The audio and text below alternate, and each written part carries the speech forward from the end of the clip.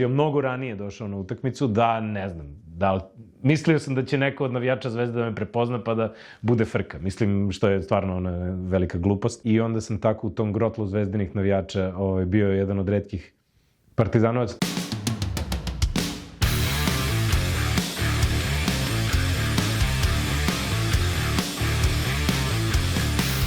Preporučujem vam 5 utakmica kada sam komentarisao utakmice na sport klubu. U pitanju su utakmice Partizana iz tada već čuvene sezone 2022-23. Prva utakmica, meni omiljena iz te sezone, bila je utakmica između Partizana i Reala, ali ne iz one play-off serije, već iz ligaškog dela sezone, kada je Real došao, pa tako, pred sam kraj prvenstva u Beogradsku arenu. Videlo se da je bio mnogo umoran, da je bilo dosta problema u ekipi Reala, a Partizan je tada imao možda i najbolju formu i tada je Partizan razbio ekipu Reala. Se dobro sećam onog jednog zakucavanja Jamesa Nanelija iz kontre, da je to bilo onako jedan trenutak velikog slavlja, velike euforije. Dobro se sećam da je moj jedan stariji kolega Predrag Jurišević Žule bio sa mnom u toj loži, dakle mi komentarišemo, i da je rekao da ovakvu atmosferu nikada nije vidio. Ako on to kaže, a ima toliko godina i toliko iskustva, onda je to stvarno bila jedna posebna utakmica. Broj 2 je utakmica koju opet Partizan Real, ali iz Madrida. To je bila ta prva utakmica te serije koju je Kevin Panter odlučio trojkom u poslednjim sekundama. Nekako smo svi verovali da bi moglo nešto da bude, da bi jedna pobeda možda bila dovoljna da se ode na Final Four, da to može da bude to. I prosto kao kruna svega došla je ta trojka. Kapiten Partizana traži poziciju za pobedu. To je Indijanac.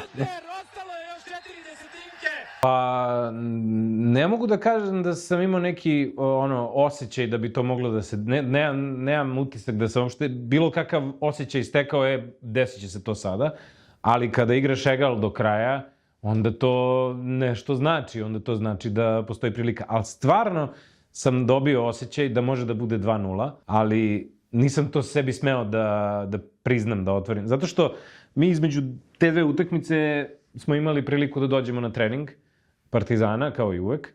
10-15 minuta bude novinari na treningu i pričaš sa nekim od igrača i stvarno sam dobio neki osjećaj da će nekako biti sve u redu.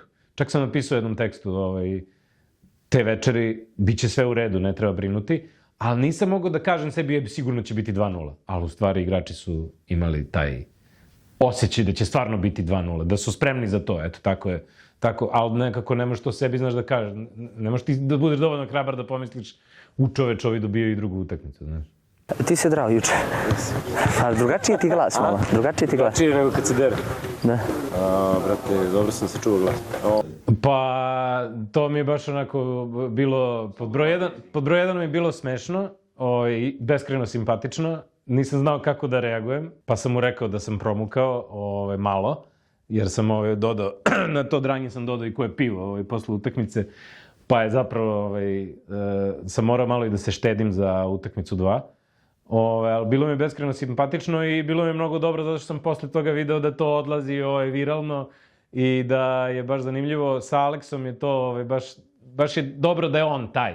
Zato što je on prosto nekako najkoloričniji igrač te ekipe, stvarno. Zato što donosio je uvek neki osmeh, nešto drugačije u odnosu na drugi igrači, baš je morao to da bude on. I od tada smo se upoznali i od tada smo baš u finim odnosima, to je lepo.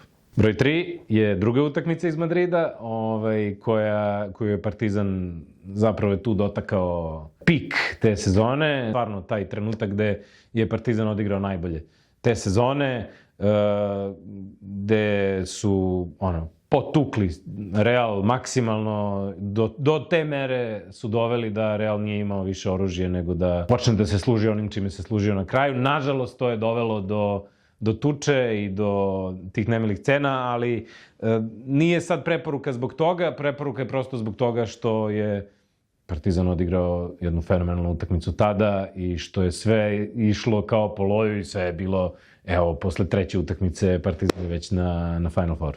Broj 4 će biti utakmica Partizan Olympiakos iz iste te sezone. Iz jednog razloga, ali malo ću sad da širim priču, i opet i ta utakmica iz perioda kada je Partizan igrao fenomenalno, to je opet to proleće gde su stvarno podizali formu i gde je Dante Exum zakucao preko Joela Bolomboja i gledajte tu utakmicu zato što sam ja tada izašlo iz mene da je Joel Bolomboj u Danteovim krugovima pakla. Malo moja supruga ima neki udeo u tome, zato što mi je onako nabacila u jednom trenutku, mislim, svi mi znamo kako se Dante Exum zove, znaš, kao Dante Alighieri i negde se onda u meni rodila ta ideja da, rekla je, pa to su kao krugovi pakla, gde bi mogli da budu krugovi pakla, ako baš Dante nekoga tako posterizuje, baš bi to moglo da bude to i nije Joel Bolomboj sam u tome, nego je tu i Arturas Gudaitis i preko njega je zakucao, ja mislim, nedelju ili dve posle toga. Vidi, ta sezona je tako nekako bila dobra i sve se pričalo oko Partizanu i toliko bilo dobrih stvari da je svaki igrač imao neku svoju pesmu. Ne znam da li znate ono sama kao list na vetru, sama kao Janis Papapetru. Za malo da to isto uđe, ali sam stavio košnicu i rekao neću.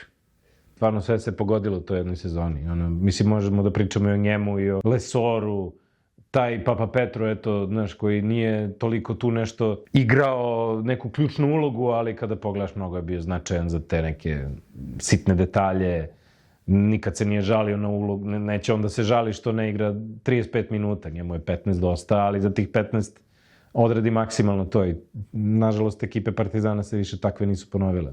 Broj 5, opet utakmica koju sam komentarisao, ali eto, to je bio jedan derbi koji sam radio zajedno sa kolegom Darkom Plavšićem iz hale Aleksandar Nikolić. Zvezda je tamo igrala kao domaćin i Partizan je tu utakmicu dobio, iako je delovalo da Zvezda na tu domaću publiku može da dobije taj meč. Kao neko ko je već bio svedočeni Partizanovac u tim trenucima, dolazio na tu utakmicu. Parkirao sam 2 bloka od hale Pionir, polako pešaka prilazio, mnogo ranije došao na utakmicu, da ne znam, mislio sam da će neko od navijača Zvezde da me prepozna pa da bude frka. Mislim, što je stvarno ona velika glupost. I onda sam tako u tom grotlu zvezdinih navijača bio jedan od retkih Partizanovaca. To je jako zanimljivo kad ti sediš kao navijač Partizana na gostujućem terenu. Tu si ti i još tih 15, 20, možda 30 ljudi ukupno iz tima i kluba.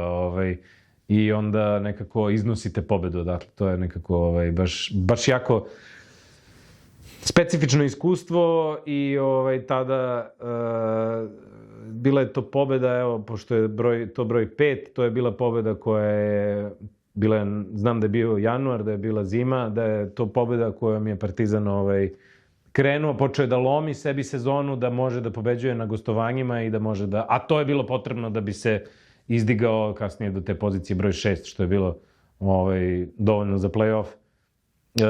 Prosto trebala je pobeda u gostima i odatle je počela. Ta sezona 22-23 sigurno mi je obeležila karijeru, zato što počnu ljudi da me prepoznaju po ulici, traže slike sa mnom, stvarno nikad u životu nisam očekivao da će tako nešto da se desi. Nisam ja sportista, nisam ja taj kome treba tražiti sliku, ali vidim da ljudi, navijači od te sezone počinju da se nekako kroz mene vide sve što se to dešavalo sa Partizanom i mnogo sam zahvalan svakom čoveku koji mi bilo kakvo priznanje ode i mnogo sam zahvalan svim tim ljudima koji su učestvovali u toj sezoni 22-23 u Partizanu, a tek sam zahvalan svoje kući i ljudima iz sport kluba koji su mi dali tu priliku da budem deo svega toga.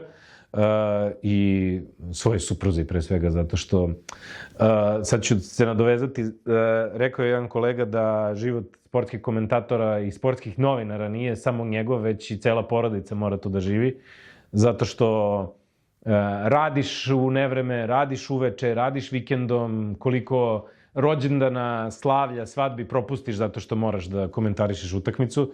Onda, eto, u sezoni 23-24 ja sam postao otac drugi put, a moje starije dete ima ni 2 godine, ja krećem da putujem svuda sa Partizanom. I sve to neko još pored mene mora da iznosi, dakle, moja porodica zapravo. To je ono zbog čega moram da budem zahvalan i porodici i jesam, stvarno, svojoj supruzi.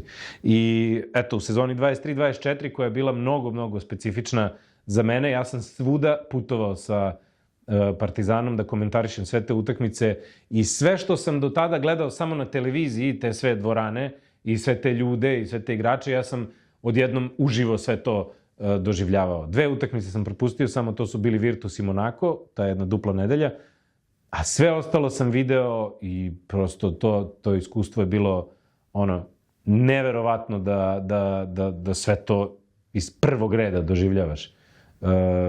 Ja dobro se sećam negde oko Nove godine da se budim, a ne znam više gde sam u tom trenutku jer su se vezala neka gostovanja. Da li je Istanbul, da li je Atina, da li je Madrid, znaš, prosto baš je bilo, a opet onda se vratiš kući pa imaš za nekoliko dana utakmicu u Beogradu. I baš je onako to sve bilo intenzivno. Žao mi je što Partizan te sezone završio 11. 12. nije ni u play-in ušao, ali neka iskustva koja će biti za ceo život.